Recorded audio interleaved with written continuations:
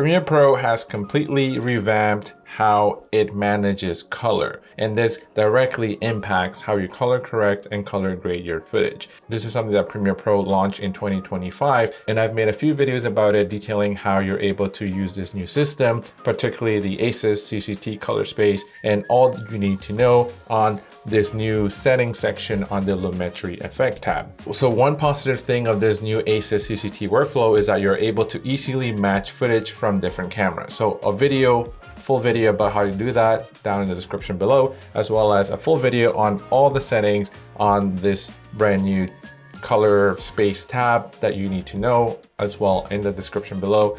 Here in today's video, I'm going to show you very briefly one of the benefits of using this new color management process, and as well as some of the cons, as I think that Premiere Pro is not quite fully there yet in terms of this color science or color management method. It's a great improvement, big stride towards better things ahead, but at the moment, there's still a lot of tweaks that still need to be made in my opinion, and there are some flaws. Still, today, I think DaVinci Resolve is the king if you want to color correct and color grade your footage. However, with this, Premiere Pro is saying that they're listening and they want to make things better, particularly when it comes to color correction and grading. So what was happening before is that you're editing your color in a Rec. 709 space, a space that is much smaller than the space that your cameras are able to capture. For example, if you're shooting in log, Sony S-Log3, Canon C-Log, for example, you're able to have a lot of information,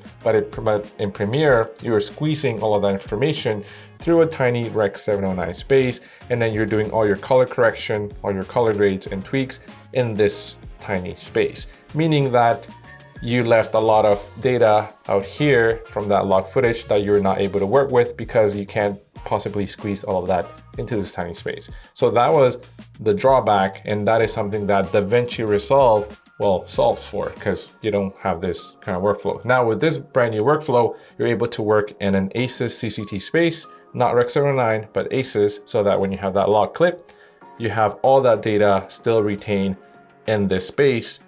And then when you color correct and color grade that footage in this space, you're able to take advantage of all that extra information that you have already captured in your log clip. So this is what's new, but again, it comes with this flaws as well. So let's jump into Premiere Pro. Now we're here in Premiere Pro in the color correction workspace under Lumetri Color. We'll go into settings, and there's a bunch of settings here that it might overwhelm you. So I have a video that goes over all of these settings, and I'll link that in the description below if you wanted to find out more about what all of this stuff does. But a few things that you want to keep in mind for this video is go under preferences, make sure that these two are check marked, and then from here, we'll go into project.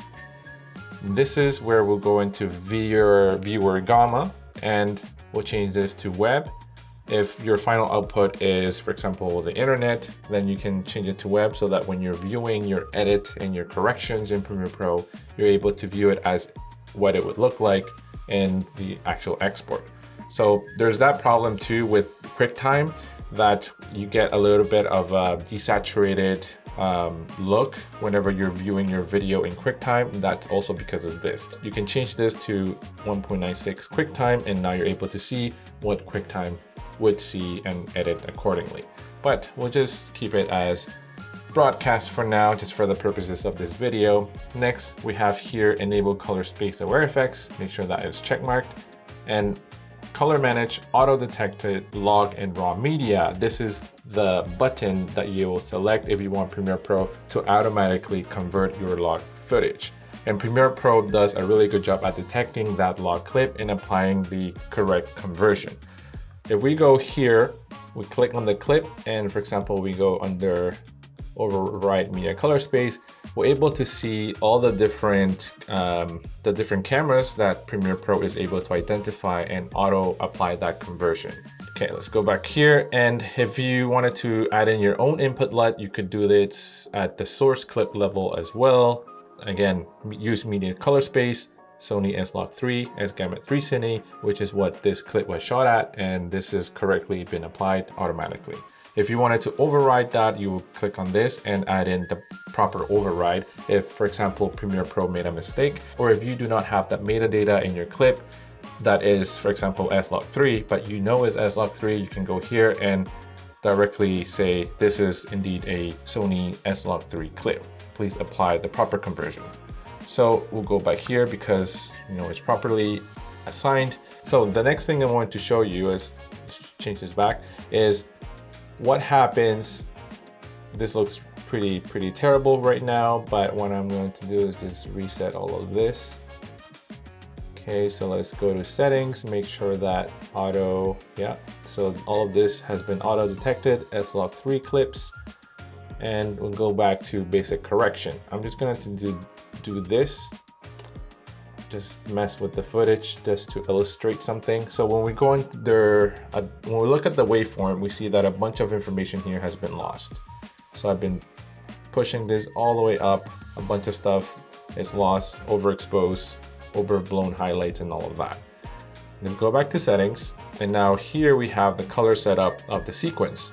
It's in direct Rec 709. So this means we're correcting and grading in the Rec 709 color space. And what I said earlier is that you're able to now work in a wider gamut color space so that you're able to take advantage of all that information that you had recorded in your log clip. So click there, go into wide gamut tone mapped, and notice what happens to the waveform and to the clip. So this just came back down. I'm not sure if you saw that. So this, now wide gamut tone map, all that information that was quote unquote lost has now been recovered. So now there's all this detail in the sky, the snow right here that has been recovered.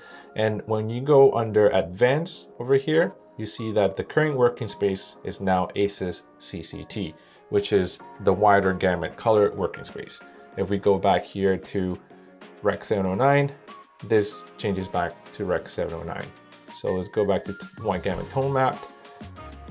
And now we are able to continue with our edit and color correct and color grade, push our footage a little bit more without losing any information, because now we're able to use all that information. Now comes the flaws and some of the things that don't properly quite work just yet. So one is, let's go into creative. If we want to apply a creative LUT, this is one of the ways you could do it. This is what happens when I add in a LUT. This is just a huge mess. Go under color space. This thinks that we are in the Rec 709 color space. We'll change that to Aces CCT. And you would think that that would fix it, but not really. So Aces CCT hasn't fixed it, and everything is just like a huge mess. And yeah, so this is a flaw that I found that doesn't quite work when you're working in the Aces CCT color space, is when you're working with creative LUTs. And the thing about many of the LUTs that I already had, or that you may already have, is that they are designed for Rec 709 footage to add that creativity or like that different sort of grade to finalize footage that's in Rec 709 that's corrected as well. So if you're in DaVinci Resolve, the creative LUT usually comes at the end after all the correction is done. So here, what's happening is that I'm not sure if it's because these LUTs were not designed to work in an Aces CCT color space, and that's why they're not really working properly.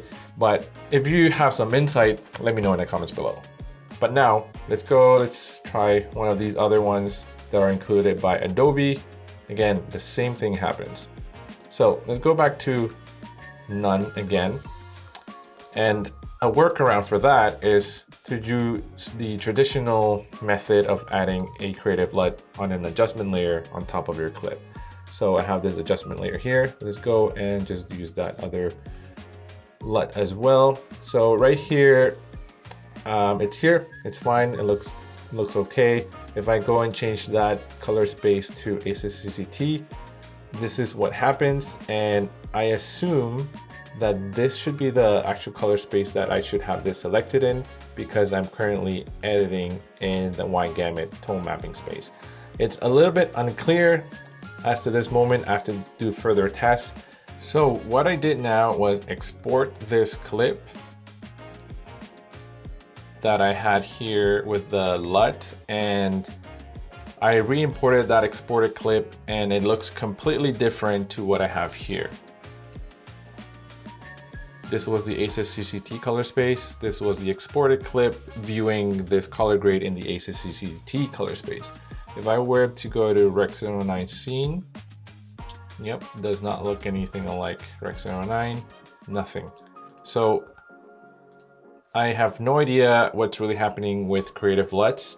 And when you're working in the Aces CCT color space, I feel that Premiere Pro still needs to figure this out, but in theory is a great first step. In practice, it doesn't quite work. And since Premiere Pro released this, I've still been just color correcting and grading the old way in Premiere Pro. Some of the stuff that if I want to get more into the weeds of certain clips, I usually go to DaVinci Resolve, but in Premiere Pro, I still do not use this method if I want a fine-tuned color grade. So another problem that I found too is related to the auto detect log feature. For example, this Sony clip right here has auto detect log enabled. Let's take a screenshot of this. And now what we're going to do is disable auto detect log and just force Premiere Pro to add our own input LUT for Sony S-Log3. And I am still in the white gamut tone mapping space, like so. As you can see, it does not look at all like my like what it's supposed to look. I have to do further tweaks for this, so this doesn't quite work. If I went to just add in my own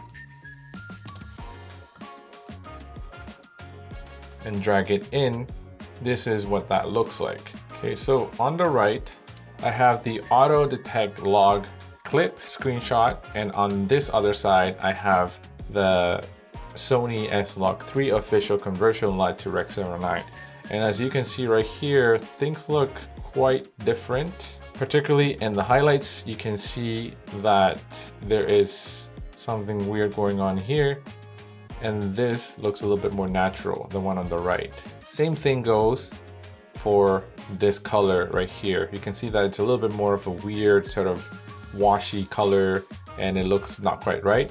This one looks a little bit more natural and looks correct. So that is another issue that I found using auto detect log in Premiere Pro. It doesn't quite work with certain clips. So one thing to keep in mind. I hope this video was useful to you. And if you enjoyed it, you learned something new, hit the like button, subscribe if you haven't already. And here are a couple more videos you could watch next, and I'll see you there.